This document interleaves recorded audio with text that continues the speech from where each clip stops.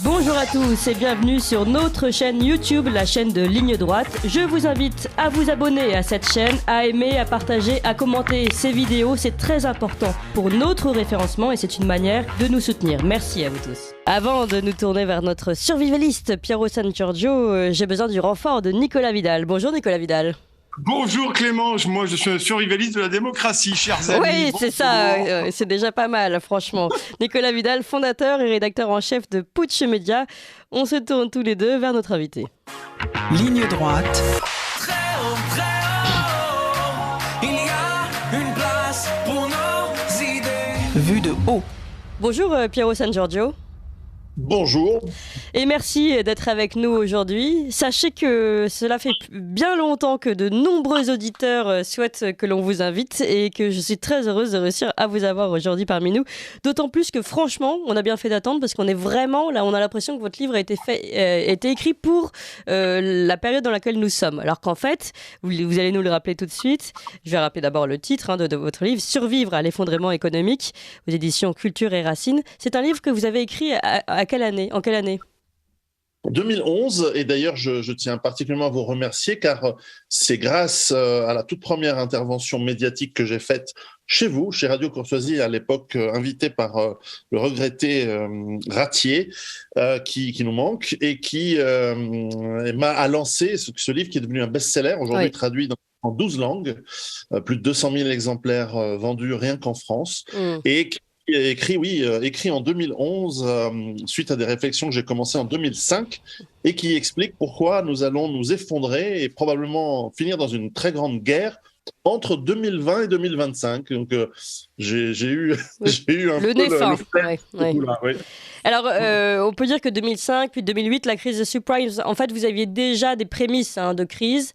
C'est d'ailleurs pour la diviser en deux parties, la première grande partie de votre livre, c'est le constat des crises qui arrivent et de la fin des énergies, tout simplement. Donc, vous le dites, pétrole et ensuite toutes les autres, le pétrole, toutes les autres ressources, l'effondrement écologique, la fin du système financier. Donc, vous faites un bilan très précis, très mesuré, même calculé. Il faut savoir aussi, peut-être, vous pouvez nous rappeler d'où vous venez, quel est votre milieu, quel est votre parcours avant d'être tombé, entre guillemets, dans le survivalisme.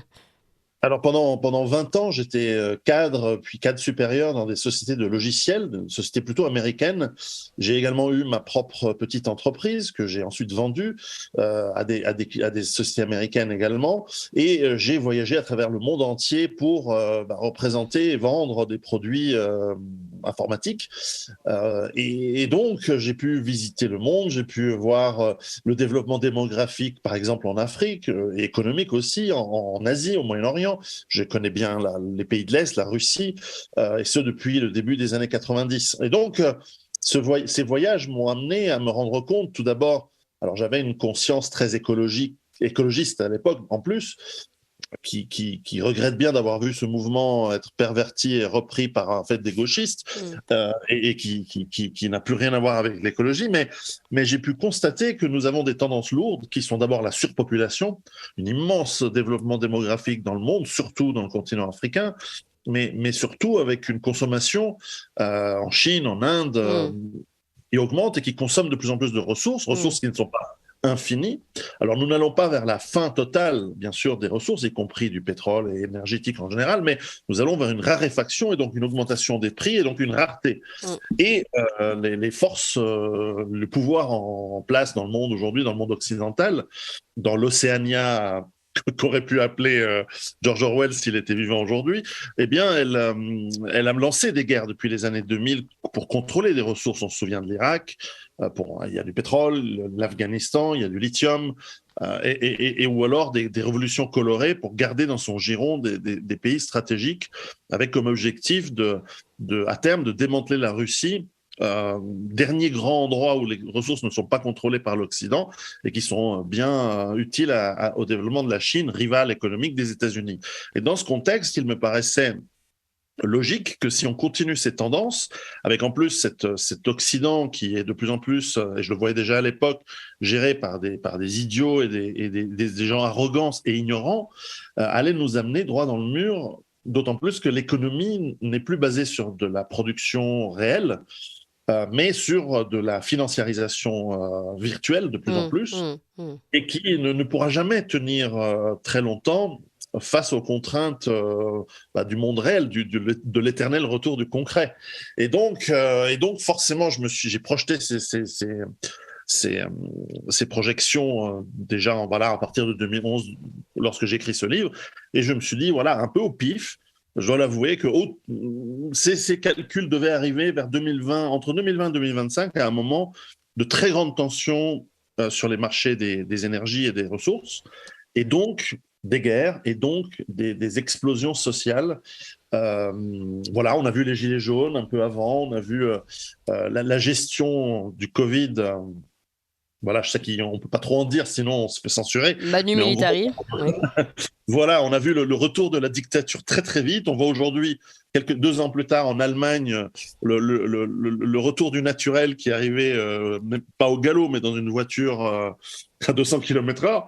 Et donc, même en Suisse, où j'habite, on sent une velléité totalitaire qui est sous-jacente auprès des politiques.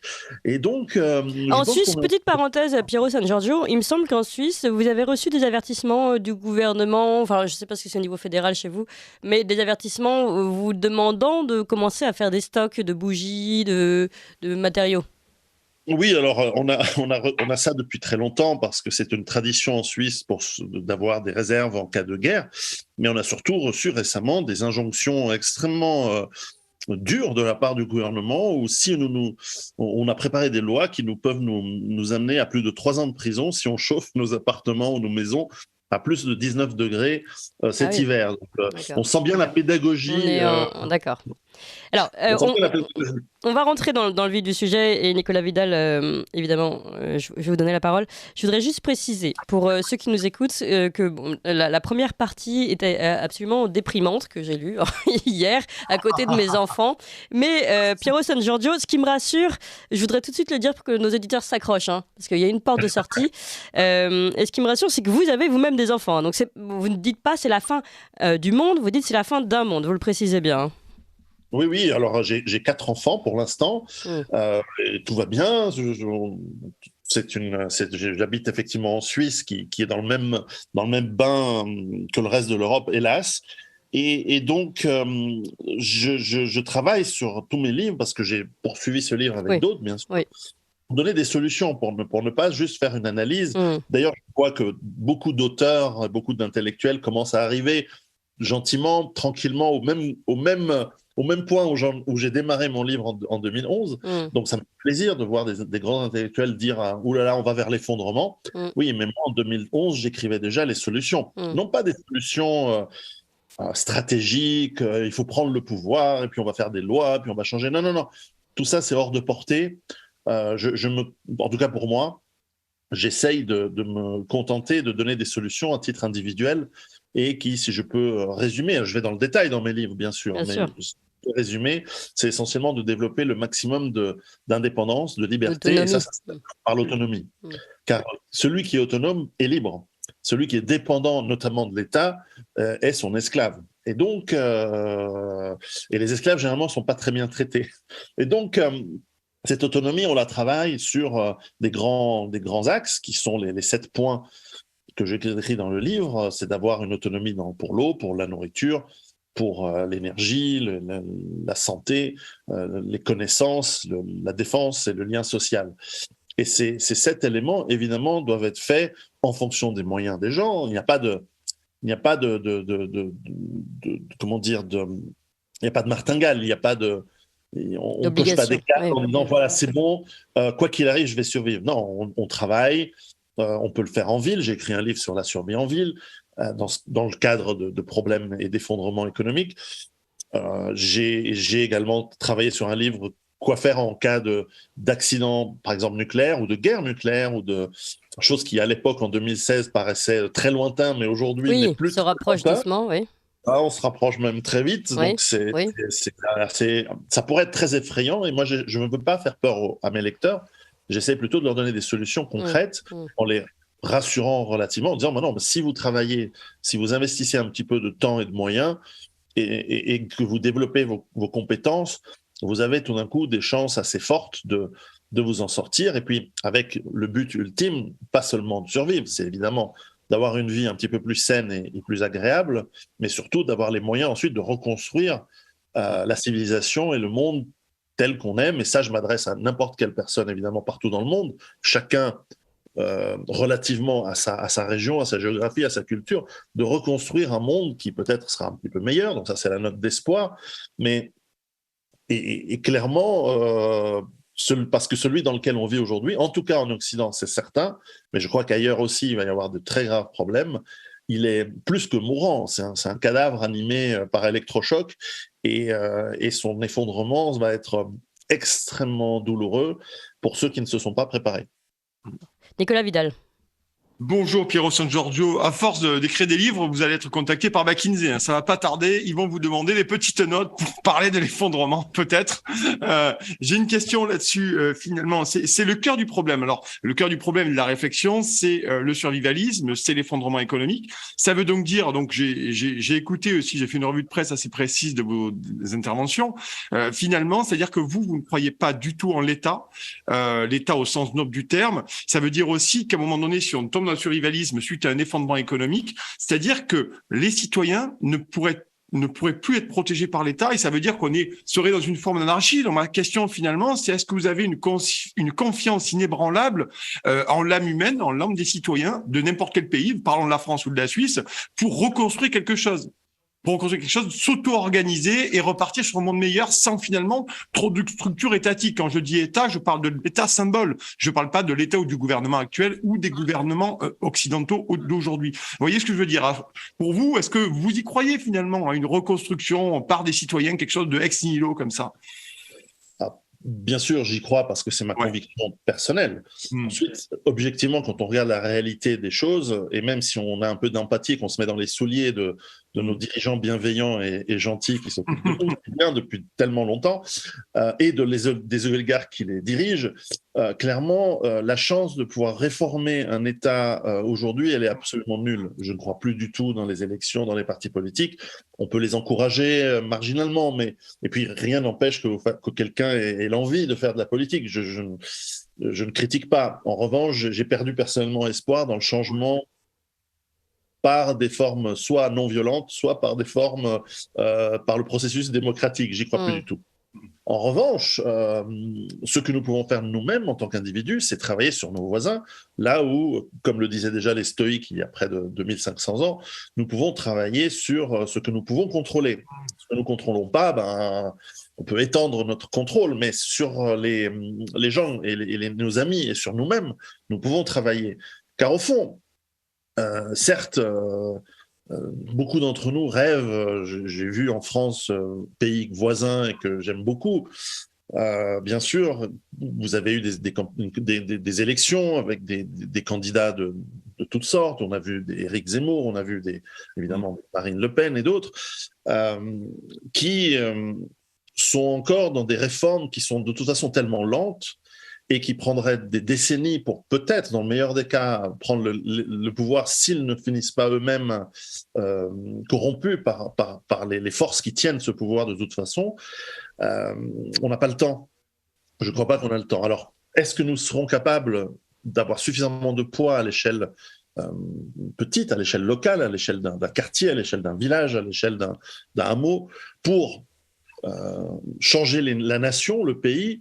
Probablement pas. Mais en revanche, nous pouvons changer ce quartier, ce hameau, le défendre. Regardez, au Liban, pendant presque 1000 ans, des villages et des petites vallées dans les montagnes ont tenu dans un océan islamique qui, a priori, voudrait les éradiquer ou les convertir. C'est un exemple parmi tant d'autres de résistance qui se fait sur des siècles. La Reconquista de l'Espagne, je prends des exemples éminemment politiques, si on veut, puisque ce sont des conquêtes, des guerres. La Reconquista en Espagne, elle a mis 2 gros siècles, et puis 7 pour finir le travail, mais ça a démarré dans les Pyrénées, dans les Pays Basques, dans les Asturies, dans le nord du pays, au Portugal, pour des gens qui avaient tenu le coup face tout d'un coup à une invasion extérieure. Les effondrements, généralement des économies, c'est ce qui nous touche, mais ils sont généralement dans un cadre plus grand, dans des effondrements civilisationnels, dans des effondrements d'empires. On voit l'Empire romain, etc. De manière moins violente peut-être, il y a eu l'effondrement de l'Union soviétique, ou plus violente celui de la Yougoslavie. Et les gens ne sont pas tous morts, ça vous avez bien fait de le dire, c'est pas la fin du monde, simplement c'est une réorganisation, parfois avec moins de ressources, et donc comme nous avons besoin de ressources pour vivre, l'eau, la nourriture, avoir une hygiène convenable, etc., nous pouvons nous réorganiser à la plus petite échelle, et ensuite on avisera et on sera opportuniste. Oui, mais Piero San Giorgio, je me permets, je me coupe 3 secondes. C'est intéressant parce que c'est une question, moi, qui me passionne, bien sûr, la nation, l'identité et tout ceci. Mais je veux dire par là, c'est que si je vous suis, l'effondrement économique, je m'accroche à cette idée, c'est aussi l'effondrement de la nation. Donc, en quelque part, c'est une forme de chaos civilisationnel, une forme de chaos sociétal, où finalement, quelque peu, les gens les plus forts, les plus préparés comme vous, ou ceux qui ont le plus de moyens ou le plus de moyens matériels, survivront, et les autres seront libres à eux-mêmes, parce que c'est une vision extrêmement brutale que je peux partager avec vous. Mais je voudrais là-dessus qu'on puisse évoquer cet effondrement de la nation, c'est-à-dire qu'on va se retrouver une espèce de tribu disséminée sur le territoire, dans des contrées géographiques plus ou moins avenantes, avec plus rien, c'est-à-dire des lambeaux de rien, en fait. Vous voyez, c'est tout à fait possible, et il se peut qu'il y ait des endroits où une certaine forme d'ordre et même d'État subsiste. Dans d'autres endroits, ça va se réorganiser pour créer ces conditions d'ordre et de sécurité. Dans certains cas, ça peut être très féodal. Dans d'autres cas, la nation, vous savez, elle est d'abord dans nos cœurs et dans nos têtes. Et que nous connaissons des nations qui ont été sans pays géographique pendant 2000 ans, entre 66 et 1948, et qui ont fini par avec du courage, avec de la malice aussi, avec de l'habileté à reconstruire un pays. Israël, je le mentionne. Oui. Et donc, c'est très intéressant d'imaginer que nous aussi, nous pouvons être dans nos esprits des Français ou des Suisses, certainement, j'espère en tout cas, des Européens pour ceux qui sont Européens.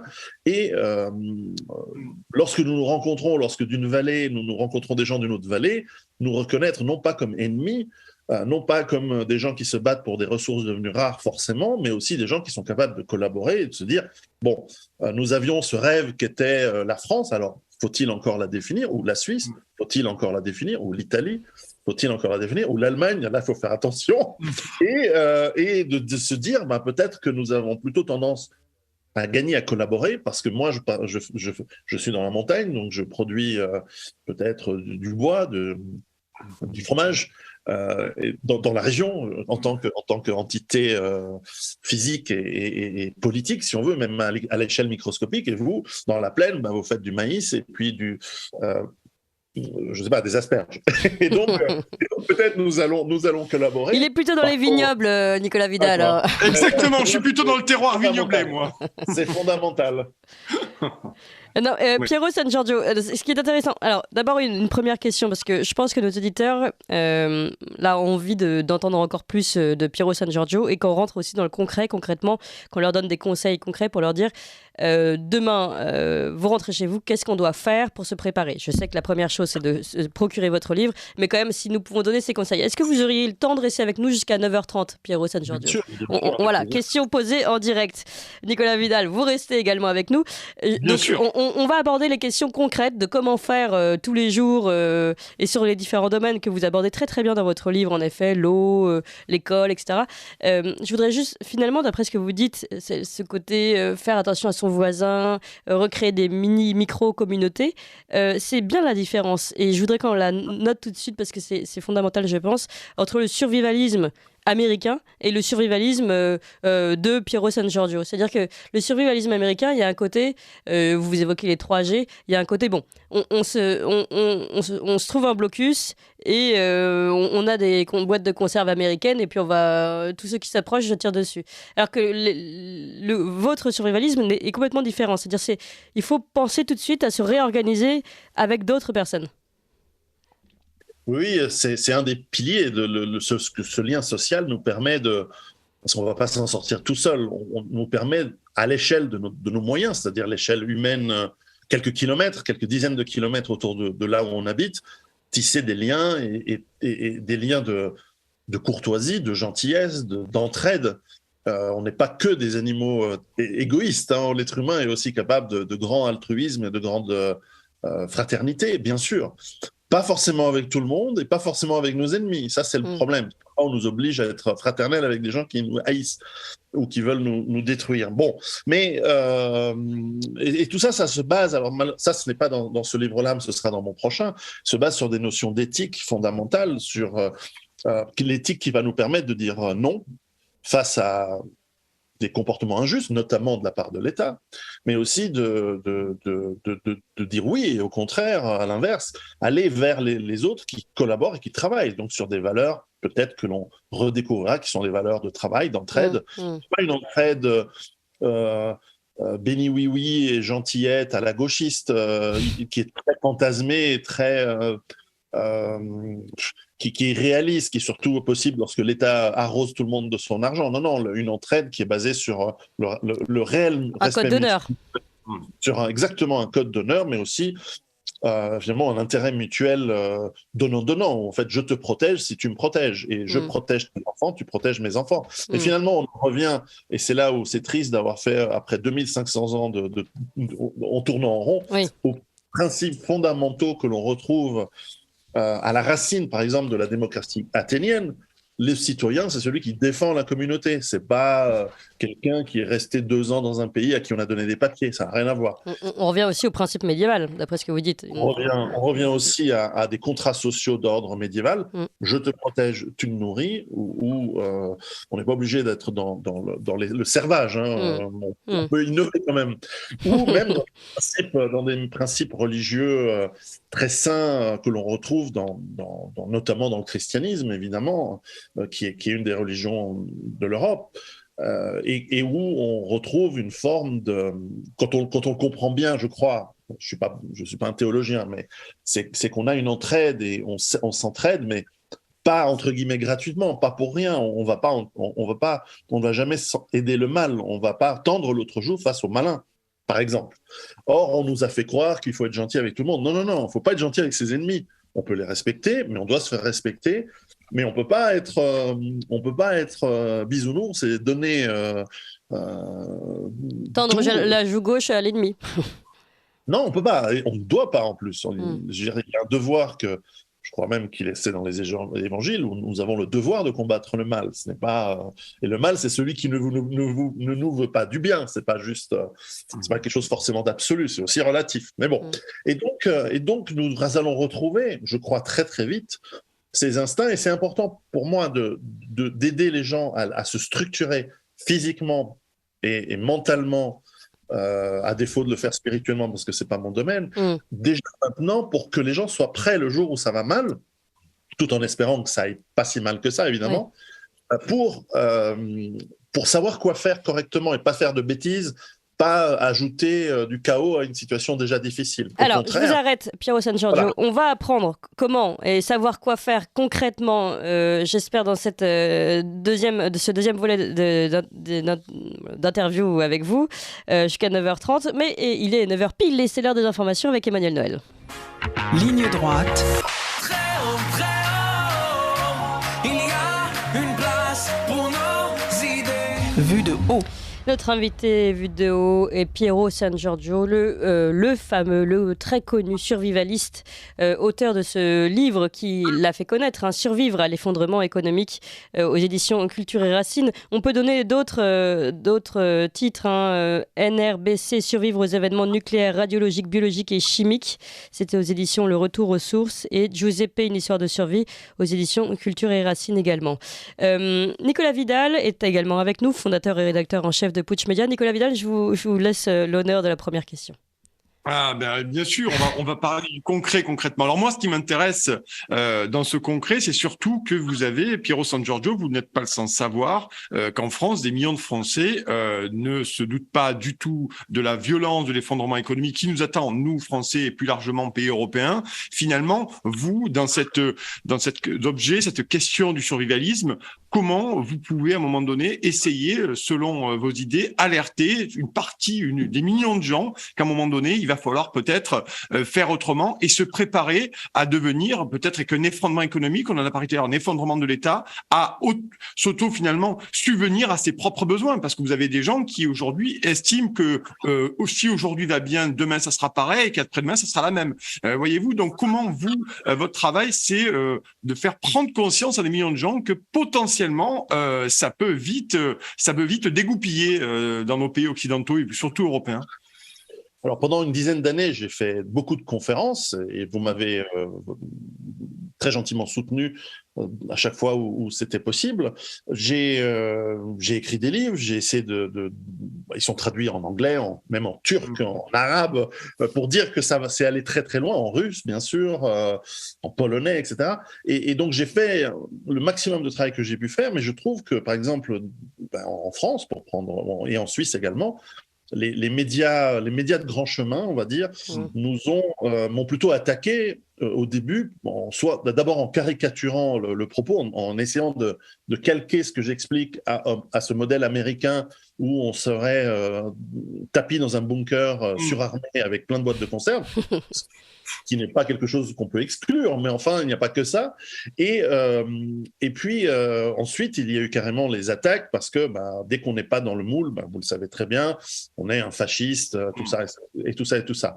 Pour moi, qui suis plutôt anarchiste libertarien, donc pas de gauche, mais quand même libertarien, c'est assez un comble. Et effectivement, dans mon roman Giuseppe, je raconte plutôt l'histoire de mon grand-père, qui n'est pas exactement une histoire d'une morale fasciste, bien au contraire. Et bref, j'essaye de parler autour de moi, mais c'est vrai que les médias en font peu le relais. Et aujourd'hui, ce qui est rigolo, c'est que alors que ça crève les yeux que nous sommes dans une situation extrêmement difficile depuis au moins 3 ans, mais là, nous sommes en train d'embrayer, vous l'avez entendu, avec une volonté d'aller vers la guerre. Et si vous me permettez une parenthèse très courte, il est normal que les États en difficulté économique, avec une population qui va bientôt prendre les fourches et les flambeaux pour aller nettoyer un petit peu, et ce ne sera pas au Karcher, mais plutôt au lance-flammes, les castes dirigeantes d'un pays, et je parle de l'Occident dans son ensemble, eh bien c'est normal qu'elles essayent de détourner l'attention. Et lorsque les attentats ne fonctionneront plus parce qu'ils sont pas assez importants, eh bien ce sera la guerre totale avec une mobilisation entière. Ce n'est pas la première fois dans l'histoire que les pays, c'est même quasiment à chaque fois qu'il y a des grandes crises qu'on part vers des guerres. Et donc avec le risque que ça dérape dans des guerres nucléaires, auquel on peut survivre. Je tiens à rassurer vos auditeurs, ce n'est pas la fin du monde, une guerre nucléaire. Bien au contraire, on peut s'en sortir, mais ce n'est pas très agréable et il faut se préparer d'autant plus. Voilà, je referme la parenthèse. Alors, oui. Alors Clément, je complète là-dessus. Le secrétaire général de l'ONU a mis en garde hier, le 20 septembre, donc, devant les dirigeants du monde entier. Vous savez que c'est l'Assemblée générale de l'ONU en ce moment. Emmanuel Macron a fait un formidable discours, comme d'habitude, Manu Premier. Le secrétaire Antonio Guterres a dit, comme vous, Piero San Giorgio, un hiver de grogne mondial est à l'horizon. Donc, vous voyez, vous êtes à ce jour pas si loin de la réalité. Oui, c'était assez prévisible. J'avoue que dans les détails, par exemple, les Gilets jaunes en France, il y a 4 ans déjà, étaient en soi imprévisibles dans le détail, mais dans la tendance lourde, ils étaient clairement dans l'inévitable.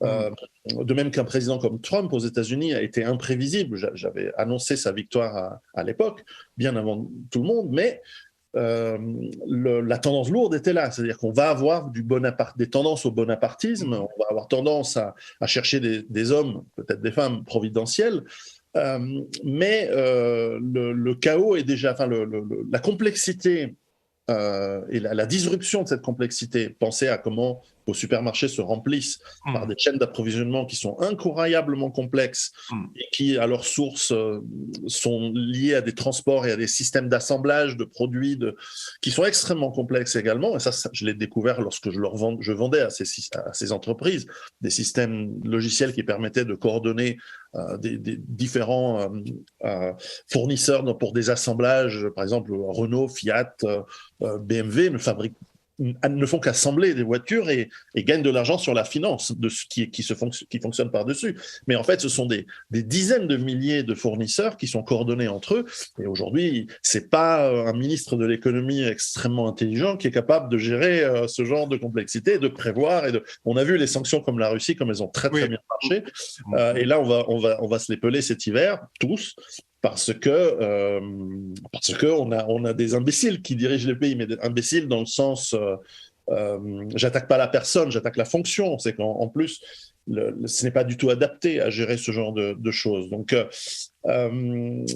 aller en guerre, c'est croire pouvoir reprendre les rênes de quelque chose d'infiniment complexe. Et en plus, soyons francs, et même si aujourd'hui nos pays allaient en guerre, mais qui irait se battre? Moi, non. Moi, je ne veux pas me battre pour mon pays parce que mon pays ne me ressemble pas. Déjà, physiquement, quand je vais dans les grandes villes, je ne reconnais pas mon peuple. Moi, je ne me reconnais pas du tout dans ces gens-là. Quant aux élites, je ne vais pas dire ce que je pense parce que on va rester correct dès 7 heures du matin. Mais donc, je ne crois pas qu'il y aura beaucoup de gens qui vont vouloir se battre parce qu'encore une fois, qu'est-ce que la France, qu'est-ce que la Suisse, qu'est-ce que l'Allemagne aujourd'hui, si ce n'est un hôtel, comme disait quelqu'un qu'on connaît bien, si ce n'est une sorte de... Alors, dans nos esprits et dans nos cœurs, ça peut être autre chose. Mais dans la réalité du quotidien que l'on voit aujourd'hui, mais qui a envie de se battre pour ça? Qui a envie d'envoyer ses enfants ou soi-même mourir pour des trottinettes avec des hommes en jupe? Non, je ne crois pas qu'on va se battre pour ça. Et ils peuvent toujours venir me chercher. Va falloir envoyer un gros peloton de gendarmerie pour venir me chercher parce que ça va pas être possible sinon. Donc, je pense qu'on doit plutôt se focaliser sur ce que l'on peut faire, c'est-à-dire, voilà. Alors, allons-y peut-être, Piero San Giorgio. Concrètement, vous proposez de créer une base autonome durable, vous allez nous expliquer ce que c'est, qui permet ensuite de développer les éléments fondamentaux à la survie, l'eau, la nourriture, l'hygiène, la santé, l'énergie, la connaissance, la défense et le lien social. Peut-être commencer par expliquer ce qui est très intéressant, qu'il y a une hiérarchie en fait dans les besoins. Pour s'en sortir, pour survivre, que vous reprenez finalement la classification d'Abraham Maslow, et qu'en fait il faut d'abord satisfaire certains besoins nécessaires avant de pouvoir en satisfaire d'autres. Est-ce que vous pouvez nous réexpliquer cette hiérarchie, et ensuite quand on rentre dans le concret, comment on peut faire éventuellement pour avoir accès à cette eau, etc. Oui, alors, comme je disais tout à l'heure, effectivement, parfois on nous dit toujours oui, mais ce qui est important, c'est de rester humain dans nos rapports avec les autres. Oui, vous dites ça parce que vous êtes bien nourris et confortablement au chaud. Parce que lorsque, effectivement, des pays, et j'ai étudié les effondrements allant de certains très anciens, comme les Mayas ou Rome, à des plus récents, l'Union soviétique, la Yougoslavie et même l'Argentine d'un point de vue financier, lorsque ça commence à chauffer, les gens peuvent devenir extrêmement agressifs, violents. Et puis, il y a la pénurie, le manque de nourriture, même le manque d'eau potable qui provoquait même des épidémies très graves, eh bien, nous oblige à réfléchir à ce dont nous avons réellement besoin et donc de se projeter. Ça, c'est une de nos forces, à nous autres Européens, d'avoir cette capacité de nous projeter un petit peu dans l'avenir et d'imaginer le scénario où les supermarchés sont vides, par exemple, ou si l'eau ne sortait plus du robinet par manque d'électricité, parce que l'eau fonctionne à l'électricité, ça les gens peut-être le savent pas, mais si. Et donc, qu'est-ce que vous faites à ce moment-là? Et en se projetant dans ce scénario, ce sont des exercices, par exemple, que je donne à la fin de ce premier livre, nous pouvons nous dire, mais s'il manque de l'eau, j'ai besoin d'avoir de l'eau chez moi. Ou j'ai besoin de filtrer de l'eau que je vais réussir à aller récupérer, alors peut-être pas au dans lac la Seine, d'à côté. le lac ou la rivière si vous êtes à la campagne, etc. Et donc, est-ce que j'ai un filtre? Oui, non. Sinon, vous pouvez vous acheter un filtre et vous apprenez à l'utiliser. Est-ce que vous avez de quoi avoir 3-4 jours de réserve d'eau pour vous et votre famille dans un placard quelque part, que vous faites tourner pour qu'elle se... Voilà. Pareil pour éventuellement un peu de nourriture. La nourriture, c'est beaucoup moins important que l'eau parce qu'on peut rester pas mal de jours sans manger, mais faut-il être habitué. Est-ce que vous êtes capable de vous défendre si quelqu'un défonce votre porte pour vous prendre vos réserves, par exemple. Oui. Ou vous mangez. Il faut voir aussi la faune qu'on a dans nos villes de nos jours.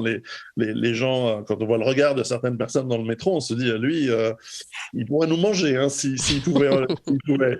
Non, mais on voit dans les yeux la folie de certaines personnes dans les grandes villes aujourd'hui. Eh bien, est-ce que vous êtes capable de vous défendre? Est-ce que vous êtes capable de vous barricader dans une situation extrême, évidemment? Enfin, c'est une question qu'on doit se poser. Et puis, est-ce que vous pouvez compter sur vos voisins, sur vos amis, votre famille? Oui, non. Aujourd'hui, on sait à quel point nous sommes malheureusement atomisés depuis longtemps au niveau familial, au niveau les c'est amitiés. Pas la maison familiale où il y a le frère et la mère à côté. Enfin, rarement en tout cas. Donc, et donc s'il n'y a plus de téléphone portable, plus de téléphone fixe, plus de téléphonie, de toute façon, comment faire pour les rejoindre? Comment savoir où ils sont? Exactement. De tout ça, ça se prépare, en fait. Tout ça, ce sont des exercices auxquels on peut se préparer. Alors, bien sûr, parfois, on me demande, mais donne-moi une recette miracle. Il n'y a pas de recette miracle, c'est du travail, c'est réfléchir. Alors, par exemple, une solution simple pour démarrer, c'est, même pour le citadin, bien que je préconise de quitter les villes, ça c'est important de le dire, mais même pour le citadin, avoir de quoi tenir une semaine, peut-être 2 semaines, en termes de nourriture et d'eau, et savoir se défendre si on essaie de nous agresser dans notre appartement ou dans notre petite maison, c'est déjà un grand pas pour déjà se rassurer en disant, voilà, demain, c'est la guerre, les supermarchés sont vides. Dans nos têtes, on se dit, bon, j'ai 1 mois pour organiser, 3 semaines pour trouver une solution ou pour partir. Ça, c'est déjà, alors ce n'est pas autonomie, ce n'est pas de l'autonomie, mais c'est un tampon. Ça nous permet d'avoir. On a caricaturé beaucoup le papier de toilette dont les gens se ruaient dessus au début de. Pendant la Covid, oui. Oui. Mais c'est pas idiot non plus d'avoir d'avoir une réserve de quelques semaines de papier toilette. Ça prend un peu de place, mais c'est pas énorme. Mais c'est quelque chose qui peut nous rassurer psychologiquement. Et ça, c'est très important, car des gens rassurés peuvent dialoguer et se confronter beaucoup plus tranquillement que lorsque les gens sont stressés, paniqués. On le voit même dans des situations de couple, lorsqu'on se perd en voiture, on s'engueule, etc. Le stress, ça peut nous faire du mal et ça peut nous faire prendre des mauvaises décisions. Alors que justement, la préparation et ce travail que je propose, finalement, nous apaise et nous permet de nous retrouver entre voisins, entre amis, entre gens de la même famille, par exemple, en se disant, bon, on a 3-4 semaines devant nous, ou dans les cas des gens très préparés, des années, ou un potager un poulailler dans lequel on a un minimum d'autonomie, ce n'est peut-être pas 100%, mais peut-être 20, 30, 50% d'autonomie pour la nourriture, en ce qui me concerne, eh bien, ça nous permet de voir venir, c'est une expression, voilà, je crois qu'elle est suisse, mais sûrement vous l'avez aussi, et donc de projeter l'organisation des prochaines années, ensuite de se réorganiser. Parce qu'il y a toute une question justement d'organisation, Piero San Giorgio. À vous écouter, on a envie aujourd'hui tous d'aller s'installer à la ferme, à la campagne, d'avoir tout de suite nos poules et de développer notre potager. Mais c'est concrètement pas possible quand on a les métiers que tout le monde a et que tous nos auditeurs ont en nous écoutant. Donc qu'est-ce que... Aujourd'hui, on est encore dans cette période de transition. La crise nous paraît pas encore imminente.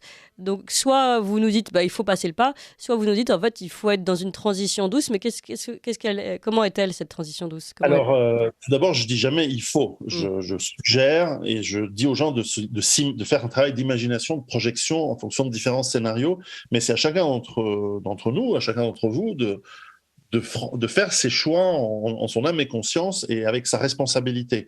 Ce n'est pas moi qui vous dis allez tous dans le Périgord. J'adore le Périgord, c'est fantastique. Mais si on y va tous, déjà, ça posera un problème. Déjà, ça sera moins bien, mais en plus, de toute façon, la plupart des gens, comme vous le mentionnez tout à l'heure, l'immense majorité des gens ne m'écouteront pas, ils ne savent même pas que j'existe. Ce qui est bien dommage pour mon éditeur, parce qu'il préférerait vendre 60 millions d'exemplaires de mon livre que 200 000, mais enfin, c'est comme ça. Et ce travail, je ne peux que le suggérer et je ne peux que donner quelques pistes qui sont un départ, bien sûr, dans ce livre. Je suis ravi de voir que d'autres gens se sont engouffrés comme ce qu'on appelle les collapsologues, qui ont plutôt une approche universitaire et un peu peut-être naïve, à mon avis, mais que j'encourage parce que ça va dans le bon sens de donner l'alerte. Mais en fond, la question, ce n'est pas d'être conscient uniquement, c'est aussi d'agir. Qu'est-ce qu'on fait? Et c'est vrai que pour beaucoup de gens qui se croient coincés en ville du fait de leur métier, peut-être aussi du fait qu'ils ont besoin de se payer pour payer les crédits de la maison, etc. Et qui finalement, c'est parce qu'ils sont dans une roue de hamster qu'ils ne changeront pas. Et le système veut ça. Il veut que vous vous endettiez. Il veut que vous ayez une maison. Il veut que vous soyez coincé à travailler en tant que finalement employé du tertiaire et que vous ne quittiez jamais le système très efficace et très rentable pour les propriétaires du système qu'est le modèle économique d'aujourd'hui. Et si ça devait s'arrêter, tant pis, eux ne viendront pas vous sauver. Les grands oligarques de chaque pays ne vont pas venir en disant « Oh, mes pauvres, vous avez travaillé pour moi pendant de nombreuses années, je reconnais votre fidélité, alors je vais vous aider maintenant. » Non. Lui, il a une vraie maison dans une île en Bretagne ou en Corse avec des barbelés autour, des gardes du corps qui vont peut-être plus la prendre, sa maison, entre nous. Mais enfin, qui eux, ne vont pas venir vous aider lorsque ça va pas. Les propriétaires du pays, ils vont jamais... Ou ils vont partir en Uruguay, en Argentine, en Nouvelle-Zélande, et ils vont vous laisser vous dépatouiller dans le grand remplacement formidable et très enrichissant. Et donc voilà, donc on a intérêt à se bouger nous-mêmes. Et puis le choix de dire finalement, je quitte mon travail en ville pour vivre à la campagne et dépenser beaucoup moins d'argent, vivre moins. Alors c'est sûr, c'est moins de culture, moins de visites au musée, je sais pas, l'exposition sur les Taïnos. Bon, voilà, faut savoir, on a des choses qu'on va perdre, mais d'autres qu'on va gagner, c'est-à-dire l'air pur, la vie à la campagne, des voisins peut-être sympas ou pas, mais c'est à chacun d'entre nous de faire ce choix avec et en prenant ses responsabilités. Vous savez, moi, je prends toujours l'exemple, c'est un exemple, hein, mais les personnes de confession juive en Pologne, en 1939 jusqu'en septembre, ils allaient assez bien. Et ceux qui ont quitté le pays parce qu'ils voyaient venir la guerre, se sont peut-être retrouvés aux États-Unis ou en France, et puis de là ailleurs. Ils s'en sont mieux sortis que ceux qui sont restés dans Varsovie, Lodz ou Cracovie. Voilà. Oui, mais d'ailleurs, on peut continuer la métaphore historique en regardant ce qui s'est passé même pendant l'Exode, quand les Allemands sont arrivés, les nazis sont arrivés sur les territoires français, toutes ces populations, finalement, ceux qui étaient à la campagne ou ceux qui avaient une maison de campagne un petit peu déjà habitée, s'en sont beaucoup, beaucoup mieux sortis. Moi, je parle en connaissance de cause avec ma grand-mère qui a pu retomber chez une tante qui avait, chez une grand-mère qui avait un petit jardin, mais qu'elle travaillait déjà, avec un potager déjà en fonction, et évidemment, ça lui a changé la vie à ce moment-là. C'est certain, et même certains se sont beaucoup enrichis, mais effectivement, la comparaison est tout à fait juste. Hélas, nous n'avons plus la même quantité de gens qui vivent de manière rurale, et même les gens qui vivent de manière rurale, souvent, ont un mode de vie qui est en réalité urbain. Oui. Ils vont quand même acheter leurs biens dans des supermarchés. Piero San Giorgio, supermarché, je rebondis immédiatement. Vous l'avez dit, on l'a vu pendant le Covid. Rappelez-vous, ici en France, du moins sur le premier week-end, on a vu des gens prendre d'assaut tous les centres commerciaux. La question que j'ai envie de vous poser est finalement de voir quelle va être les prémices de l'effondrement.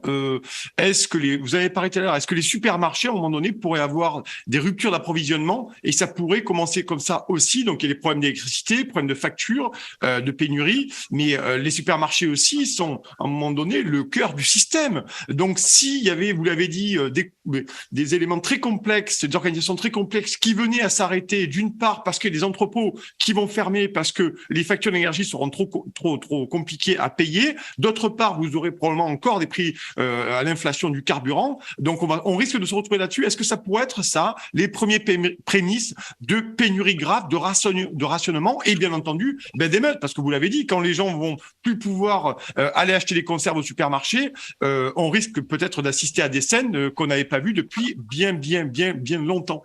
Ah oui, c'est certain, d'autant plus que nous sommes dans des sociétés qui ne sont plus homogènes et donc notre réaction ne risque pas d'être disciplinée et organisée comme celle du Japon lorsqu'ils ont un tsunami, parce qu'ils sont tous du même peuple et puis donc ils ont une culture où on s'organise. Aujourd'hui, ça va être quand on voit quand il y a des ruptures de stock de Nutella ou des offres sur l'huile d'arachide, c'est des mini-émeutes déjà aujourd'hui, alors que tout est encore disponible. Avec cette cassure de l'économie qui a été provoquée par les confinements, il y a 2 ans, on a déjà entamé la destruction de ces chaînes d'approvisionnement très complexes et très fragiles, qui certes se réorganisent par l'effet de la libre entreprise, des entreprises qui trouvent une solution pour vendre. Mais vous l'avez dit très justement, et c'est quelque chose que j'écrivais déjà en 2011, l'inflation est inévitable tôt ou tard dans ce genre de système. Et donc, l'inflation qui en plus, on voit que les États luttent contre l'inflation en donnant encore plus d'argent aux gens pour qu'ils puissent continuer à acheter et être assistés, sauf que on rentre dans une chaîne qui va amener en bout de course à l'effondrement des monnaies, par hyperinflation. Et nous allons avoir justement, lorsque votre RSA ne va suffire que pour vous acheter un café, ça va être comme c'était le cas dans beaucoup de pays où il y a eu de l'inflation, l'Argentine pas si loin de nous, ou l'Allemagne il y a un siècle, eh bien, vous faites quoi le reste du mois? Quand votre mois se termine le premier, le reste du temps, vous allez faire quoi? Vous devenez super violent, donc il faut faire gaffe. Et tout ça, ça s'anticipe. D'abord, et c'est ma stratégie personnelle d'être loin, c'est pour ça que je suis dans les montagnes et même pas en plaine ou même pas dans les villes, d'être loin de là où il va y avoir du problème. Parce que fondamentalement, je ne suis pas quelqu'un de méchant et j'ai pas trop envie de me confronter à des gens agressifs qui viendraient chez moi. Parce que je me connais et je suis formé je sais comment je vais réagir. Donc j'ai pas envie de me retrouver avec creuser des trous, tout ça.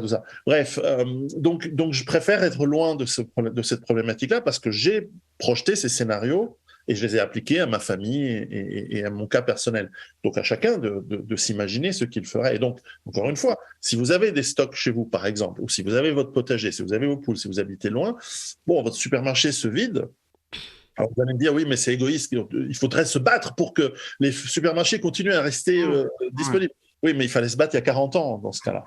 Et Donc, vous prévoyez, vous écartez pas l'idée, Piero San Giorgio, qui est en France ou peut-être en Suisse ou dans d'autres pays européens des émeutes de la faim. Ça, vous l'excluez pas? Ah non, ça, et très rapidement, finalement, selon vous, ça me paraît inévitable dans ces prochains mois ou ces prochaines années. C'est évident. Alors, heureusement, nous sommes plutôt bien nourris en Occident, donc nous avons un peu de réserve, donc on ne va pas mourir en 2 jours. Il nous faudra des mois et des mois avant qu'on commence à voir vraiment des gens... malheureusement, il y en a voir, comme il y en a tous les hivers, des gens qui meurent de froid ou de faim, même si c'est marginal, il va y en avoir plus. Mais on a une certaine marge. Et je pense que justement, les États et les élites qui en sont en commande, elles commencent à craindre la population. Et je crains qu'elles commencent à mettre en place des systèmes extrêmement durs et qu'on n'a pas vu pour le coup depuis 1945 pour déclarer la guerre. En fait, la guerre, elle est déjà déclarée, mais pour appliquer des mesures de guerre contre la propre population. Et on a vu notamment la commande des Centaures, on avait parlé déjà avec Nicolas Vidal, ces chars armés qui servent normalement sur des opérations militaires et qui seront ici réservés à la gestion de l'ordre. Voilà, c'est pour ça que l'idée, ce n'est pas d'affronter l'État, ça ne sert à rien, il faut le laisser mourir tout seul, dans son coin, dans ses villes, mais au contraire de se préoccuper plutôt de ce qui est bon pour nous, et tout en sachant évidemment nous défendre. Mais attaquer l'État pour prendre le pouvoir, je pense qu'on a dépassé ce stade, c'est trop tard. Il faut le laisser mourir de sa mort tragique, et puis travailler sur nous-mêmes. Donc moi j'ai une approche plutôt pacifique de ce côté-là. Piero San Giorgio, il faut combien de temps pour mettre en place un potager efficace ? 2 siècles. Non, plus réaliste, de manière plus réaliste, je pense qu'on peut faire quelque chose de très rapide en 1 ou 2 années d'expérience, si on n'a pas d'expérience. Ah oui, mais si on meurt de faim là et que dans un mois on... Ouais. Oui, si vous plantez des graines de courgettes ou de tomates dans 2 mois, vous n'en aurez pas encore. C'est parce qu'en plus, il faut être dans la bonne saison, avec la bonne terre, etc. Non, ça prend du temps. À très court terme, c'est plus rapide d'aller acheter quelques boîtes de conserve, de l'eau et de les mettre dans un placard et en même temps travailler sur développer son petit potager, etc. Si vous êtes en ville, dans Rue Barbare, Survivre en ville, on l'explique, comment essayer de faire un minimum sur son balcon ou dans son petit jardin de ville, mais c'est sûr que c'est plus difficile qu'à la campagne. Il n'y a pas de recette miracle, il y a toujours On peut aussi faire des stocks de graines également, ça peut être intéressant, même si on se dit qu'aujourd'hui, moi je reviens sur un cas assez concret qui est le mien, on se dit on n'a pas le temps d'avoir un gros potager tous les jours, mais au moins si on achète déjà des graines et qu'on est prêt avec de toutes les saisons et qu'on est prêt à commencer, donc on se dit on peut tenir un mois, puis derrière on assumera avec le potager. Bon, alors évidemment, s'il y a de l'électricité, l'avantage c'est que dans un appartement avec de la lumière et de la chaleur, vous pouvez faire des courgettes en plein hiver, c'est ce que font les Hollandais depuis une quarantaine d'années, jusqu'à maintenant. Et c'est sûr que vous pouvez improviser. En hiver, il y a quand même des choses, il y a des potirons et des citrouilles. Oui.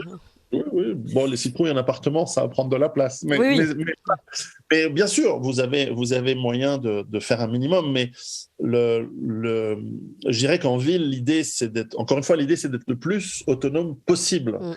Pas d'être à 100% autonome forcément, parce que 100% autonome, croyez-moi, pour avoir un potager de 1000 mètres carrés maintenant, c'est quand même un sacré boulot. Et puis il faut planter des arbres, et les arbres, il fallait les planter il y a 10 ans. Alors on peut toujours commencer, comme on dit, le meilleur moment de planter un arbre, c'est il y a 10 ans, mais le deuxième meilleur moment, c'est tout de suite. Et donc à la campagne, les pommiers, hier j'ai récolté les pommes et les pois, littéralement hier matin, parce que je les ai plantés il y a 10 ans et maintenant ça commence à donner. Alors, un pommier ne va pas me faire vivre une année, mais ça va me donner 3-4 jours de calories, par exemple, que je vais étaler sur 2 semaines parce que ça se conserve. Mais voilà, c'est encore un petit pommier. Alors, heureusement, je n'en ai pas qu'un seul. Mais c'est pour illustrer l'idée que ce travail de préparation, il se fait quand même sur un temps assez long. Et que pour ceux qui n'ont pas démarré, c'est le moment. C'est le moment de démarrer parce que on a bien compris. On peut se tromper. Peut-être que demain matin, face à cette mobilisation russe et au discours très menaçant et très compétent de votre président de la République, eh bien peut-être la paix se signe et on repousse la grande crise de encore 2-3 ans. Et donc, tant mieux, youpi, tralala, on est heureux de payer 60% d'impôts à l'État, et puis on va continuer encore 2 ans, et puis peut-être la prochaine crise, elle commence dans 2 ans. C'est ce que vous dites d'ailleurs, Piero San Giorgio, vous dites finalement, le mode de vie que vous avez découvert finalement en recherchant cette position survivaliste, finalement, est aussi un mode de vie qui rend heureux, finalement, qui épanouit beaucoup plus que celui dans lequel vous étiez avant. C'est certain alors c'est peut-être aussi l'âge, c'est certain que vivre en ville ne me plaisait plus et que le travail à l'international avec tous ses avantages, certes, c'est très très bon salaire et être sans arrêt dans des grands hôtels, dans des avions, etc. Il y a un côté grisant, mais finalement, depuis 10 ans où j'ai arrêté, j'ai vu mes enfants tous les jours. Donc, je les ai tous vus grandir. J'ai pu les éduquer, j'ai pu corriger, j'ai pu tuner un petit peu ce qu'ils apprennent à l'école pour essayer de les rendre un peu plus des adultes un peu plus aptes et responsables en devenir, parce qu'ils sont pas encore adultes, mais ils y arrivent. Et puis j'ai l'air pur, j'ai une vue magnifique tous les matins. Et donc ça n'a pas de prix pour moi. J'essaye de vivre les 30-40 prochaines années de ma vie de manière beaucoup plus harmonieuse. D'accord avec vous-même. Mais après, je dis ça à 50 ans. À 20 ans, peut-être que j'ai beaucoup de lecteurs qui sont plus jeunes, qui me disent « mais moi, je suis au début de ma vie, qu'est-ce que je fais, quel métier je dois faire ?» Et donc là, il y a toute une réflexion sur quels sont les métiers qu'un jeune peut démarrer, parce que est-ce qu'on veut devenir comptable, est-ce qu'on veut devenir vendeur d'assurance aujourd'hui, dans un monde où les services vont devenir de plus en plus difficiles. Et là, vous parliez de nation, mais une nation se bâtit aussi avec des jeunes qui choisissent des métiers concrets, des métiers productifs. Alors, ça peut être ingénieur, ça peut être menuisier, ça peut être plombier, médecin, chirurgien, des choses dont d'ailleurs la France a excellé pendant un siècle. Un des pays les plus avancés au monde au niveau de la formation de ses ingénieurs, de sa médecine, de sa recherche. Mais évidemment, pas spécialiste des rapports lesbiens au XIVe siècle. Ça, c'est sûr que c'est des études un peu bidons, quoi. Donc bien réfléchir, si vous êtes jeune, à ce que vous allez étudier et faire comme métier aussi. C'est aussi travailler pour votre autonomie, parce que quoi qu'il arrive, les plombiers seront nécessaires. Quoi qu'il arrive, les électriciens seront nécessaires. Le vendeur d'assurance ou le spécialiste en relation transsexuelle du XIVe siècle au dans le Périgord, ça va être beaucoup moins facile de trouver une activité dans une économie dégradée. Et une question sur les agriculteurs que je me posais en vous lisant. Finalement, on a aujourd'hui ces agriculteurs de nouvelle génération, avec tous ces outils high-tech et tout ça. Est-ce que vous pensez que ces agriculteurs qui assurent, même si aujourd'hui, malheureusement, la production française n'est pas forcément vendue en France, etc., mais qui est censée rendre à peu près la France souveraine sur les questions alimentaires, est-ce que ces agriculteurs pourraient continuer leur travail après, avec moins de machines forcément, si jamais il y avait cette crise? Ça me permet de peut-être vous donner des bonnes nouvelles, c'est que la croissance le nombre de jeunes maraîchers, de jeunes agriculteurs, et même d'agriculteurs plus chevronnés, plus expérimentés, qui se convertissent vers de la production plus petite, moins volumineuse, locale et en augmentation énorme. Pas qu'en France, aux États-Unis et dans plein d'autres pays, on a compris, et ça c'est le vrai mouvement écologiste, il est là, il est dans la capacité de produire de saison, localement, avec moins d'entrants, moins d'engrais qui viennent d'Ukraine, moins de pétrole qui vient de je ne sais où aujourd'hui, d'Algérie ou d'Arabie Saoudite ou du Qatar, et de fabriquer des légumes, des fruits, des animaux de grande qualité, au goût meilleur, avec plus de valeur nutritive pour la région autour de soi. Ça, c'est en essor phénoménal. Le grand agriculteur, et j'en ai connu, qui fabrique, qui est, le plus grand fabricant de carottes, agriculteur de carottes, par exemple en France, je ne sais pas combien de centaines et de centaines d'hectares de carottes il va faire en monoculture, en détruisant les sols, en rajoutant des engrais. En fait, il n'est pas inconscient, il n'est pas mauvais, il n'est pas méchant. Il se rend simplement compte qu'il est en train de détruire son sol et que s'il n'a pas d'engrais dans 2 ans, son sol c'est un désert. Il se rend compte qu'il est coincé parce qu'il s'est endetté pour pouvoir fournir Leclerc et les grands supermarchés, les grands centres de distribution de carottes bon marché, calibrées aux normes Union européenne, etc., avec des machines qui ont besoin de diesel. Là, on commence à avoir un premier problème, qui ont besoin d'engrais, de pesticides, de fongicides, etc. Et que ça, c'est dépendant d'une économie complexe qui est capable de produire, on l'a vu avec le risque cet été, de pas d'avoir d'engrais qui venait, parce que l'Ukraine est un grand producteur d'engrais, et donc heureusement pour l'agriculture intensive, ces engrais ils ont pu quand même être livrés, un peu moins que d'habitude, mais quand même, et donc on n'a pas de famine prévue. Non, mais est-ce que la transition, ma question c'était, est-ce que pour ceux qui doivent entamer la transition, est-ce qu'elle sera faisable et possible?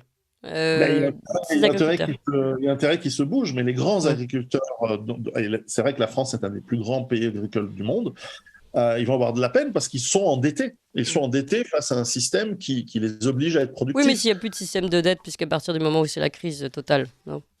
Ils ne produiront plus. Et là, on a une production nationale qui baisse de 50%, de 60%. Et là, il y a un problème. Bon, Piero San Giorgio, merci en tout cas pour ce premier éclairage sur la survie, le survivalisme, la crise, comment survivre en cas d'effondrement économique, qui est quand même une question relativement d'actualité. Je rappelle que votre livre, qui date d'il y a plus d'une dizaine d'années maintenant, est édité chez Culture et Racines, et qu'évidemment c'est un livre très très précis, avec des questions très concrètes et des solutions très concrètes également. Piero San Giorgio, je vous remercie de nous avoir accordé autant de temps. Merci à vous également, Nicolas Vidal.